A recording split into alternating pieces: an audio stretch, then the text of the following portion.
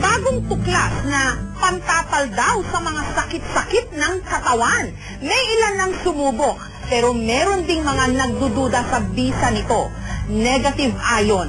Meron nga ba itong resultang positibo?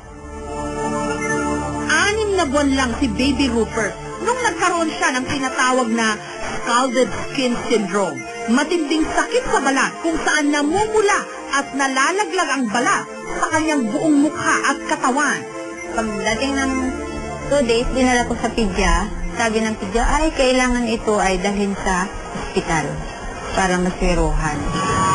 Nangamba ang kanyang mga kamag-anak na baka hindi na siya gagaling pa.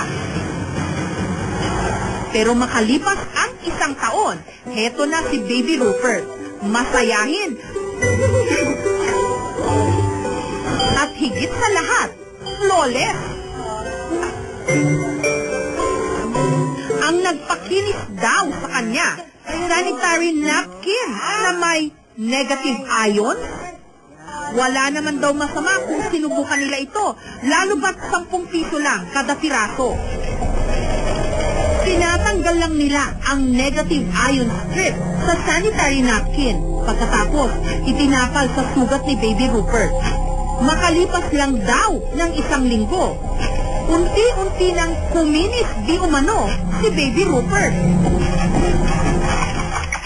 Sa internet, may pag-aaral na nagsasabing may natural daw na kakayahan na magpagaling ng iba't ibang klase ng sakit, ang tinatawag nilang negative ion.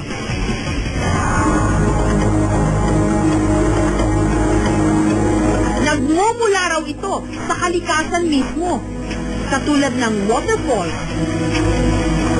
dagat, at bundok.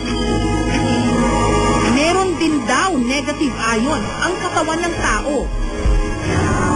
Pero ang nakaka-intriga talaga, sanitary napkin na may negative ion? Meron itong green strip na itsurang adhesive bandage sa gitna ng napkin. Dito raw nang gagaling ang di umano negative ion. Tatanggalin ito, babasain, at ididikit daw sa sumasakit na parte ng katawan. Si Yoli, 41 years old, noong nakaraang taon, meron daw nakitang cyst sa kanyang matres. Pero nung ginamit daw niya ang negative ion na sanitary napkin, wala pa raw ilang oras, nawala na ang kanyang cyst di umano.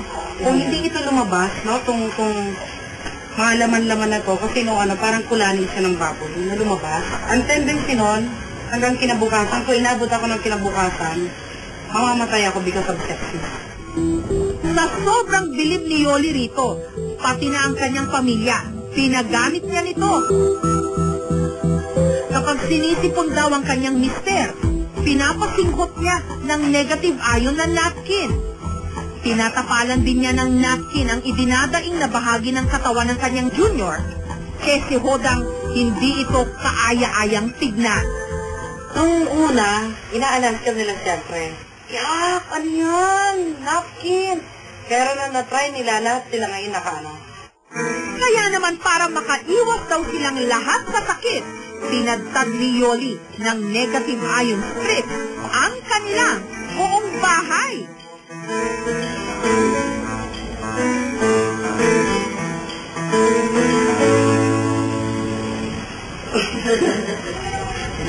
Si Lolo Gregorio naman, 84 years old, nagamot di umano ang kanyang namamagang prostate dahil daw sa araw-araw niyang paggamit ng napkin.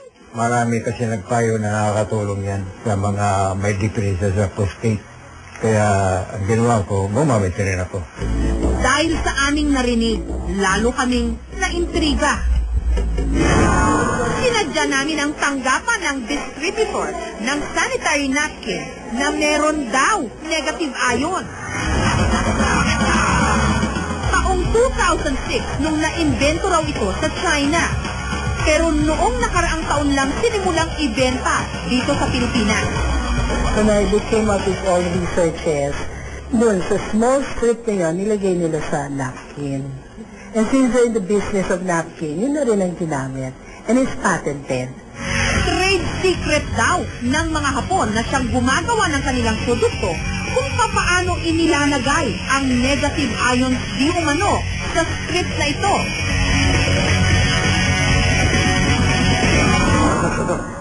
Ipinakita rin nila ang kanilang strength test para raw patunayan na may enerhiya ang kanilang napkin.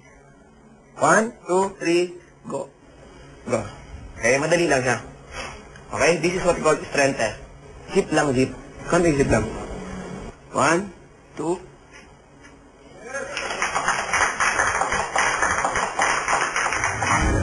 Sa pamamagitan din daw ng paghawak lang sa boteng may negative ion strip, hindi raw tumutumba ang taong dinadantayan ng kamay ng nagdedemo. Okay?